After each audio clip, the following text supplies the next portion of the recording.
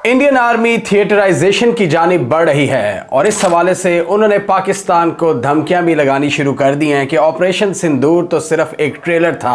आगे आगे देखिए होता है क्या जब हम थिएटर्स बना लेंगे और उसके तहत जब लाइव इंफॉर्मेशन आ रही होगी एक ही कमरे में पाकिस्तान से रिलेटेड, तब हम मजीद इंटीग्रेटेड तरीके से आपको सबक सिखाएंगे। आप अभी देखें होता है क्या। आज की इस वीडियो में हम समझने की कोशिश करेंगे force theatrisation, unified military commands, इसका क्या मतलब है और भारत किस तेजी से मिलिट्री थिएटराइजेशन की जानिब बढ़ रहा है। हम इस हवाले से देखेंगे कि पाकिस्तान इस डोमेन में क्या कर रहा है, चाइना ने क्या एग्जाम्पल सेट की है और अमेरिकन आर्मी में क्या तरीकाकार है। लेकिन ज़्यादातर आज हमारा फोकस इंडियन मिलिट्री पर होगा कि वो किस तरह थिएटर्स बनाकर पाकिस्तान और चाइना को कंट्रोल करना चाहते हैं, उससे किस तरह वो अपने ऑपरेशंस को स्मूथ करना चाहते हैं। लेकिन कुछ चैलेंजेस भी हैं जो हमें बताते हैं कि फोर्स थिएटराइजेशन इतना आसान काम नहीं।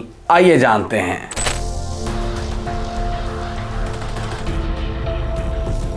फोर्स थिएटराइजेशन आर्मी में डिफरेंट कमांड स्ट्रक्चर्स को यूनिफाई करने का नाम है, यानी इंटीग्रेशन ट्राई सर्विसेज के दरमियान, जिसमें आर्मी, नेवी और एयरफोर्स शामिल है। यानी किसी भी जंगी सूरत हाल में तीनों फोर्सेस मिलकर काम कर रही हों सिनर्जी के साथ, इनके अंदर इंटरऑपरेबिलिटी बहुत मजबूत हो और एक वॉर रूम से किसी स्पेसिफिक थिएटर के हवाले से फैसले लिए जा रहे हों जहां पर लाइव इंफॉर्मेशन आ रही हो और उस थिएटर कमांड का एक कमांडर हो जो सारे फैसले दे, जिसका फैसला हतमी समझा जाए।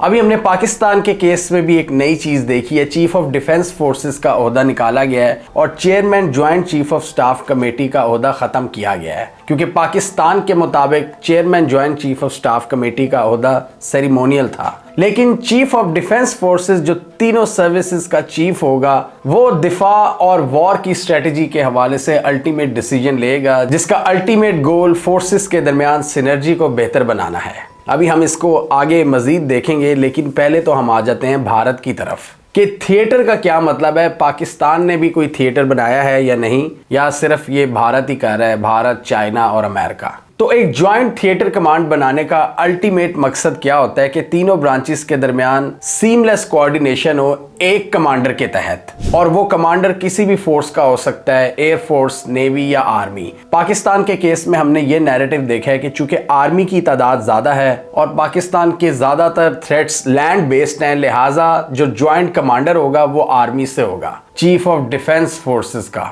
जबकि अमेरिका वगैरह के केस में हम ये देखते हैं कि वो किसी भी सर्विस से चीफ उठाकर लगा देते हैं, चाहे वो अमेरिका का chairman joint chief of staff committee हो या फिर सेंटकॉम का हेड हो। भारत का भी ज्वाइंट मिलिट्री कमांड थिएटर बनाने का मकसद यही है कि फोर्सेस की ज्वाइंट ऑपरेशनल कैपेबिलिटी को एनहांस किया जाए, इवॉल्विंग सिक्योरिटी चैलेंजेस को मद्देनजर रखते हुए।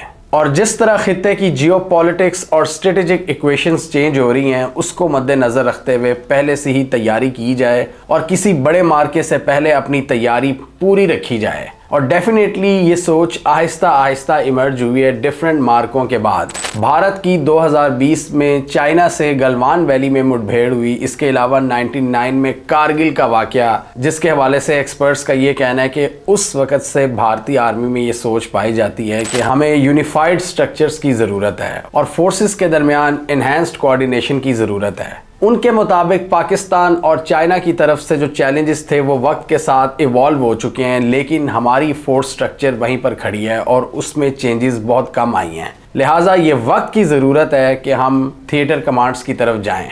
हमने इस वीडियो में डिस्कस किया था कि इंडियन आर्मी का फोर्स स्ट्रक्चर पाकिस्तान सेंट्रिक है, यानी ज़्यादातर उनकी जो ब्रिगेड्स वो पाकिस्तान की तरफ देख रही हैं, वो पाकिस्तान के हवाले से तैयारी करके बैठी होती हैं। और पिछले 6-7 सालों में उन्होंने चाइना सेंट्रिक डिविजन्स को भी बढ़ाया है। इस वक्त भारतीय आर्मी की तकरीबन 7 कमांड्स हैं जो चाइना सेंट्रिक हैं, जबकि चाइना की बात करें तो उनका सिर्फ वेस्टर्न कमांड थिएटर है जो कि भारत सेंट्रिक है, हिमालय को देखता है, तिब्बत और सिंकियांग के अंदर। यानी चाइना का जो पूरा वेस्टर्न रीजन है वहाँ पर उन्होंने वेस्टर्न कमांड थिएटर को तैयार रखा हुआ है और उस हवाले से वो अपग्रेडेशंस करते हैं, जबकि भारत की 7 कमांड्स चाइना सेंट्रिक हैं। चाइना की जो वेस्टर्न कमांड थिएटर है उसमें एयरफोर्स और आर्मी के कंपोनेंट्स मौजूद हैं, और नेवी का वहां पर चूंकि कोई काम नहीं है इसलिए नेवी इतनी नहीं इन्वॉल्व उस जगह पर। भारतीय एनालिस्ट के मुताबिक यहाँ चाइना वेस्टर्न कमांड थिएटर के तहत भारत पर एक एज हासिल करता है क्योंकि वो मल्टी डोमेन ऑपरेशंस को एक सिंगल कमांडर के तहत चलाते हैं जो चाइना की वेस्टर्न कमांड थिएटर का कमांडर है। इस हवाले से हमने देखा भारत ने तकरीबन 20 साल पहले एफर्ट्स शुरू कर दी थी और 2020 में भारत ने सीडीएस का एक नया ओहदा निकाला मिलिट्री में, चीफ ऑफ डिफेंस स्टाफ। पहले चीफ ऑफ डिफेंस स्टाफ यानी सीडीएस बने थे बिपिन रावत जो उससे पहले आर्मी चीफ थे और वो इंडियन मिलिट्री की थिएटर कमांड्स के हवाले से सबसे ज़्यादा एम्बिशियस नज़र आते थे और उन्होंने इस हवाले से 2016 से अपनी एफर्ट्स को तेज कर दिया था। भारत अभी 3 नई मिलिट्री थिएटर कमांड्स पर काम कर रहा है लेकिन इससे पहले उन्होंने 2 यूनिफाइड कमांड्स ऑलरेडी बना ली हुई हैं। 2001 में Andaman and Nicobar command establish की गई थी जो Indian Ocean region, South East Asia और स्टेट ऑफ मलाक्का के लिए मुख्तस की गई थी, यानी मैरीटाइम डोमेन में इंडियन मिलिट्री के इंटरेस्ट को सेफगार्ड करने के लिए ये कमांड बनाई गई थी। और इसके अलावा एक स्ट्रेटेजिक फोर्सेस कमांड भी भारत ने बनाई थी जो भारत के स्ट्रेटेजिक एसेट्स को देखती है और तकरीबन इसी किस्म की एक फोर्स पाकिस्तान में भी है, स्ट्रेटेजिक फोर्सेस कमांड, जो पाकिस्तान के न्यूक्लियर और स्ट्रेटेजिक एसेट्स से मुंसलिक है। बिपिन रावत ने इस हवाले से कहा था कि हम फ्यूचर में मजीद 2, 3 या 5 मिलिट्री थिएटर कमांड्स बनाएंगे भारतीय आर्मी के लिए, जॉइंट ऑपरेशंस को स्मूथ बनाने के लिए। इस वक्त इंडियन मिलिट्री की वैसे तो बहुत सी कमांड्स हैं जैसा कि वेस्टर्न कमांड है, साउथ वेस्टर्न कमांड है, वेस्टर्न नेवल कमांड है, फिर सदर्न नेवल कमांड या ईस्टर्न नेवल कमांड। ये सब को इंटीग्रेट करना चाहते हैं 3 मेजर मिलिट्री कमांड्स में, western theatre command, eastern theatre command और सदर्न थिएटर कमांड। और इन सब एग्जिस्टिंग कमांड्स को इंटीग्रेट कर दिया जाएगा, आपस में जोड़ दिया जाएगा, मर्ज कर दिया जाएगा।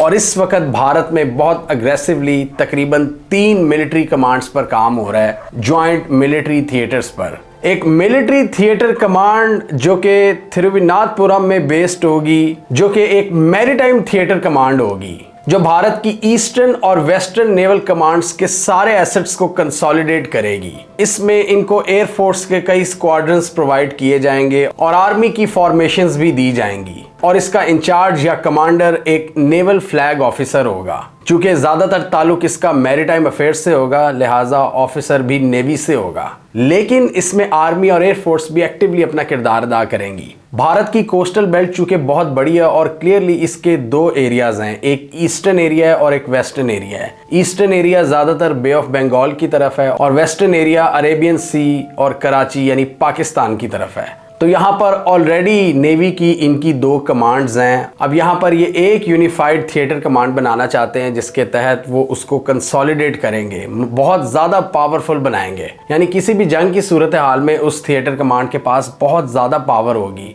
एक कमांडर उनका होगा जो कि मोस्ट प्रोबेबली नेवी से होगा और वो ज़रूरत आने पर आर्मी और एयरफोर्स की इंफॉर्मेशंस को इस्तेमाल करेंगे जो इनको प्रोवाइड की जाएंगी। यानी अगर जंग की सूरत हाल में इन्होंने ये फैसला करना है कि कराची पर फुल थ्रॉटल के साथ हमला किया जाएगा तो उसमें ये रन ऑफ कच्छ के एरिया में अपनी मिलिट्री को भी घुसा सकते हैं, नेवी अपना अटैक लॉन्च कर सकती है और साइमल्टेनियसली एयरफोर्स भी बमबारी कर सकती है। इसके अलावा एक और थिएटर कमांड बनाने पर पूरी तैयारी हो चुकी है जिसका नाम होगा वेस्टर्न थिएटर कमांड और उसका सारा पर्पस पाकिस्तान सेंट्रिक होगा, जिसमें ज्यादातर काम आर्मी और एयरफोर्स का होगा और ये शुरू होगी सियाचिन की पहाड़ियों से लेकर पाकिस्तान का पूरा वेस्टर्न बॉर्डर और रन ऑफ कच्छ, यहाँ पर इसकी बाउंड्री खत्म हो जाएगी जहाँ जितना ये लैंड वाला एरिया है। बीच में रेगिस्तान आता है, पंजाब और सिंध के बॉर्डर्स आते हैं, तो यहाँ पर जितनी भी मिलिट्री फॉर्मेशंस हैं इनको वेस्टर्न कमांड थिएटर के अंडर डाल दिया जाएगा।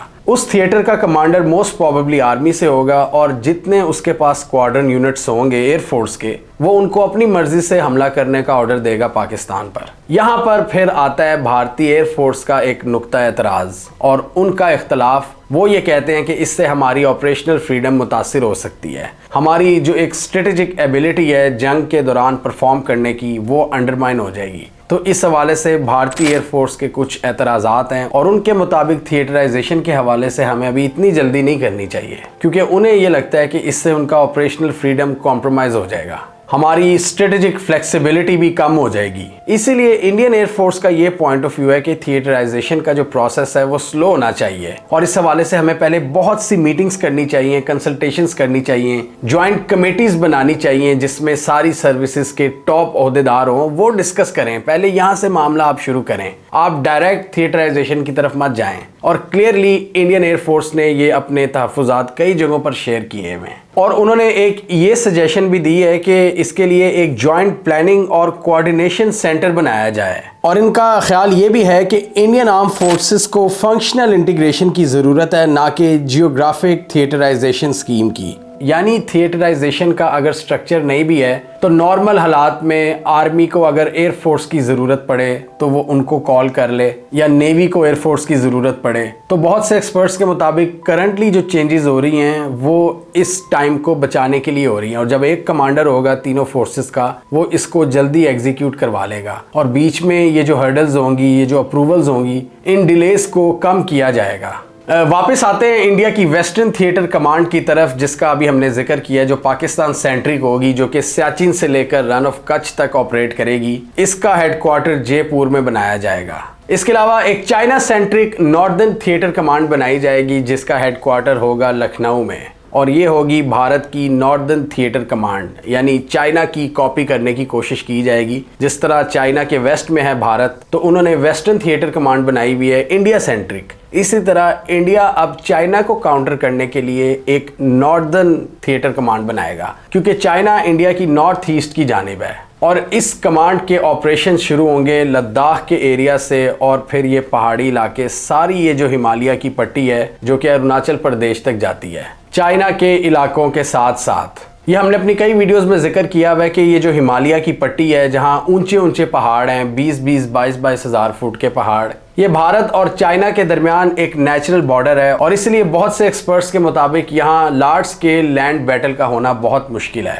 लेकिन आजकल अगर हम मॉडर्न वॉरफेयर को देखें, साइबर वॉरफेयर को देखें, ड्रोन वॉरफेयर को देखें, एडवांस मिसाइल्स को देखें, तो वो इस टेरेन को पेनिट्रेट कर सकते हैं। लिहाजा थिंकिंग यही है मॉडर्न वॉरफेयर, कि मॉडर्न वॉरफेयर थ्रेट परसेप्शन के तहत हम क्या कर सकते हैं अपने दुश्मन को काउंटर करने के लिए। नॉर्दर्न थिएटर कमांड ना सिर्फ चाइना के साथ मैटर्स को देखेगी बल्कि बांग्लादेश और म्यांमार के साथ जो भी मसले मसाइल हैं भारत के, वो उसको भी मैनेज करेगी। लेकिन ज़्यादातर ऑब्वियसली उसका फोकस चाइना की तरफ होगा, चाइना सेंट्रिक होगी ये ज़्यादा, क्योंकि बांग्लादेश और म्यांमार से उस तरह के सिक्योरिटी चैलेंजेस नहीं है भारत को जो उनको चाइना और पाकिस्तान से हैं। और ये हमें पता है कि किस तरह उन्होंने अपनी बहुत बड़ी फौज का हिस्सा पाकिस्तान की तरफ लगाया हुआ है। नॉर्दर्न थिएटर कमांड का हेडक्वार्टर्स लखनऊ में होगा, उत्तर प्रदेश में, जबकि वेस्टर्न कमांड थिएटर जो कि पाकिस्तान सेंट्रिक है उसका हेडक्वार्टर्स जयपुर में होगा और इसको इंसदाद दहशतगर्दी के ऑपरेशंस भी सौंपे जाएंगे। पाकिस्तान पर सरप्राइज अटैक लॉन्च करने के लिए भारत ने एक कोल्ड स्टार्ट डॉक्ट्रिन भी मुतारिफ करवाया हुआ है, जिसको हमने इस वीडियो में एक्सप्लेन किया था कि बॉर्डर के साथ साथ उन्होंने किस तरह इंटीग्रेटेड यूनिट्स तैयार किए हैं कि जंग की सूरत में वो झपट पड़ेंगे पाकिस्तान पर और पाकिस्तान का न्यूक्लियर थ्रेशोल्ड क्रॉस किए बगैर वो पाकिस्तान में तबाही फेर के वापस आ जाएंगे। और ऑपरेशन सिंदूर वगैरह में ये जो करते हैं भारत के मुताबिक, ये हम उसका एक ट्रेलर देते हैं। और अभी भारत में चूंकि इंटीग्रेटेड कमांड थिएटर्स के हवाले से बड़ी बहस हो रही है, उनके जो टॉप मिलिट्री ऑफिसर्स हैं वो मीडिया को इंटरव्यूज भी दे रहे हैं। तो एक सेमिनार में एक एयर मार्शल जो कि chief of integrated defence staff हैं, उन्होंने कहा कि ऑपरेशन सिंदूर सिर्फ एक ट्रेलर था। उन्होंने कहा कि आने वाले दिनों में जब हमारे थिएटर्स कंप्लीट हो जाएंगे फिर आप देखेंगे कि थिएटर कमांड के तहत हम क्या करते हैं। वो कहते हैं कि एक थिएटर ऑप्स रूम होगा जहां पर सारी इंफॉर्मेशन लाइव आ रही होगी और थिएटर कमांडर उसी जगह पर डिसीजन लेकर ऑर्डर्स दे रहा होगा।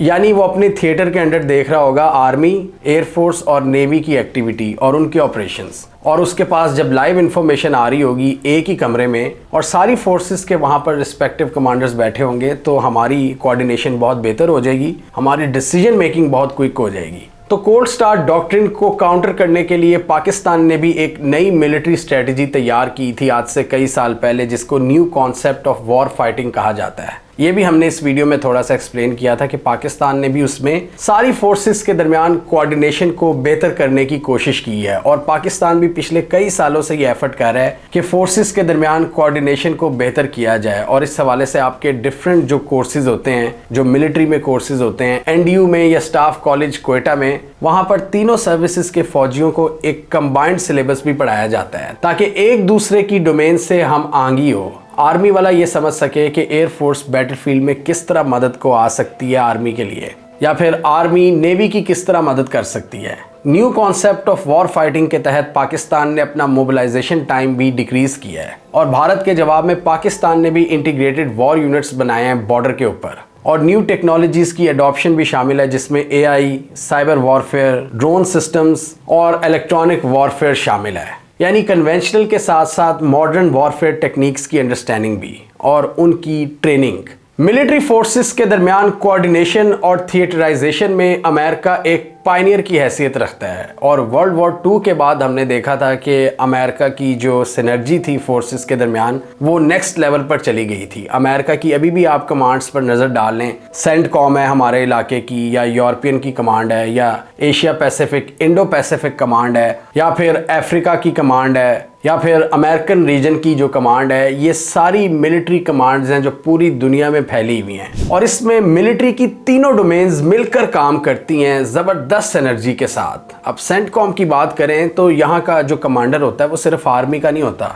वो कभी आर्मी का होता है, कभी एयरफोर्स का होता है और कभी नेवी का भी होता है। जैसे आजकल सेंटकॉम का कमांडर जो नया लगा है कोरिल्ला के बाद, वो एक नेवल ऑफिसर है। और जब इन्होंने मिडिल ईस्ट में कोई भी ऑपरेशंस लॉन्च करने होते हैं, ईरान पर हमला करना होता है या हुसीस पर हमला करना होता है, तो पहले इनके जो ग्राउंड पे एसेट्स होते हैं मौजूद, वो इनको इन्फॉर्मेशन देते हैं। एयरफोर्स के पास सारे कोऑर्डिनेट्स जाते हैं, एयरफोर्स हमला करती है, या फिर नेवी की तरफ से अगर कोई मिसाइल दागे जाने हैं, टॉम हॉक क्रूज मिसाइल्स इनकी फ्लीट्स की तरफ से, वहाँ पर भी ये सारे मिलकर काम करते हैं। तो इन्होंने काफ़ी हद तक अपने आप को सिनर्जाइज कर लिया हुआ है यूएस आर्मी ने। चाइना ने भी इसी स्ट्रेटजी को अपनाया है और मुल्क के अंदर मिलिट्री कमांड थिएटर्स बनाए हैं। वेस्टर्न कमांड थिएटर की हमने अभी बात की जो कि हिमालयन सेंट्रिक है, इंडिया सेंट्रिक है। इसके अलावा चाइना की मंगोलिया वाली साइड पर नॉर्दर्न थिएटर कमांड है, फिर एक ईस्टर्न थिएटर कमांड है जो कि पैसिफिक ओशियन के ऑपरेशंस को देखती है, और फिर सदर्न थिएटर कमांड है जो कि साउथ चाइना सी को देखती है, और फिर एक सेंट्रल थिएटर कमांड है जो कि इन सारी कमांड के साथ मिलकर काम करती है और कोऑर्डिनेशन को इम्प्रूव करने में अपना किरदार अदा करती है, जो बिल्कुल चाइना के सेंटर में बैठी हुई है लेकिन बाकी चाइना के बॉर्डर्स पर हैं। Western theatre command, northern theatre command,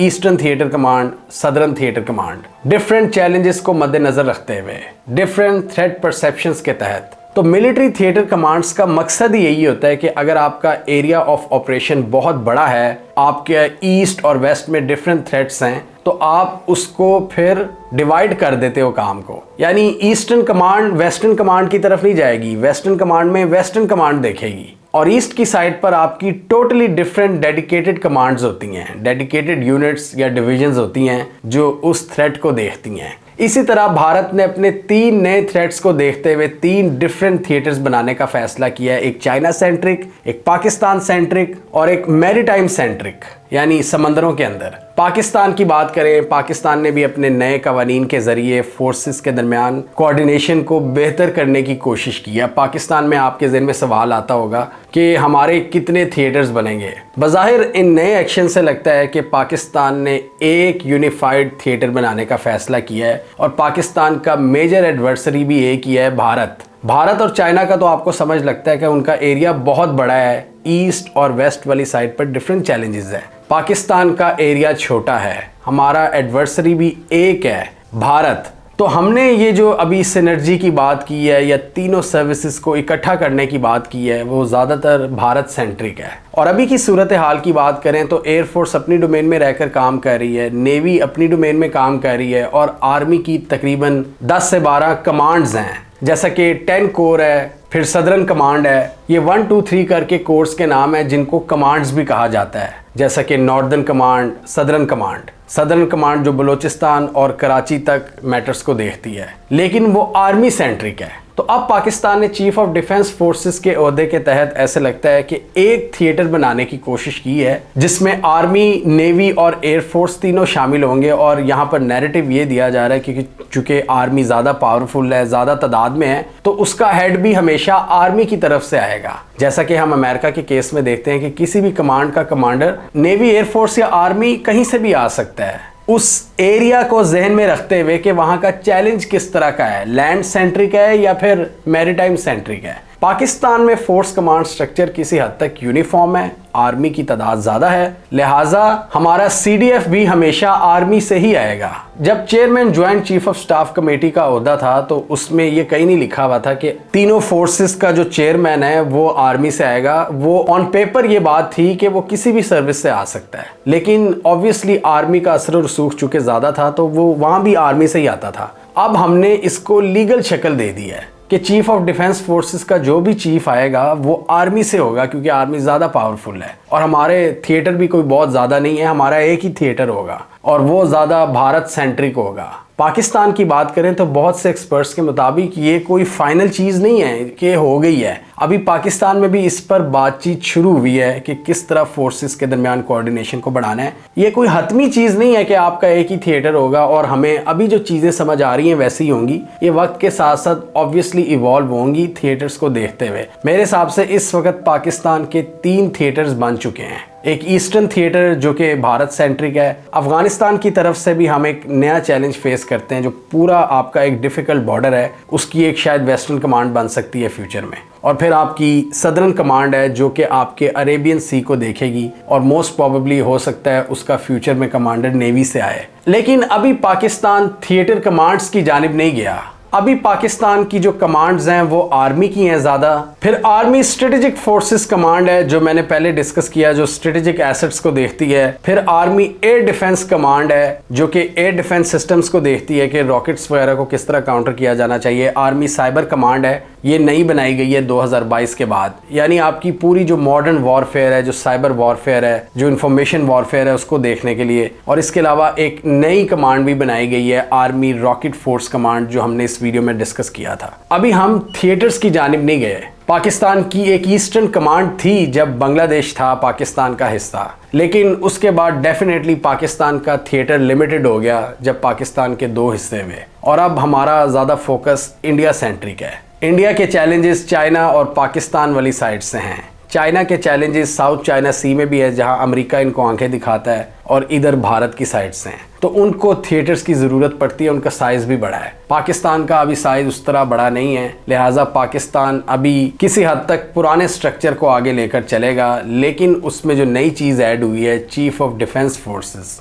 लेकिन उसमें एक ज्वाइंट कमांड सेंटर शायद हमें नज़र आए। और ये वो चीज़ें हैं जो आहिस्ता आहिस्ता आया होंगी। जैसे मैंने पहले कहा कि इनकी ऑपरेशनल डिटेल्स क्या होंगी, किस हद तक एयरफोर्स आर्मी चीफ से इजाज़त लेगी ऑपरेशन के हवाले से, किस हद तक नेवी को ऑपरेशनल फ्रीडम होगी, और किस तरह ज्वाइंट कमांड सेंटर्स बनाए जाएंगे जहां वॉर लाइक सिचुएशन के दौरान लाइव इंफॉर्मेशन आ रही होगी और फैसले लिए जा रहे होंगे। और इस हवाले से भारतीय तो काफ़ी बहस कर रहे हैं। भारतीय आर्मी में तो ज़बरदस्त खलबली मची हुई है थिएटर्स के हवाले से, और एयरफोर्स इस पर ज़्यादा खुश नहीं है क्योंकि उनके मुताबिक उनकी ऑपरेशनल फ्रीडम कॉम्प्रोमाइज़ हो सकती है। भारतीय एक्सपर्ट्स के मुताबिक बांग्लादेश की जंग वो एक अहम मोमेंट था जहां पर इन्होंने पहली बार देखा कि किस तरह तीनों सर्विसेज मिलकर काम करती हैं, और उनके मुताबिक उनकी तीनों सर्विसेज ने मिलकर पाकिस्तान को ज़बरदस्त सबक सिखाया, नेवी, एयरफोर्स और आर्मी ने।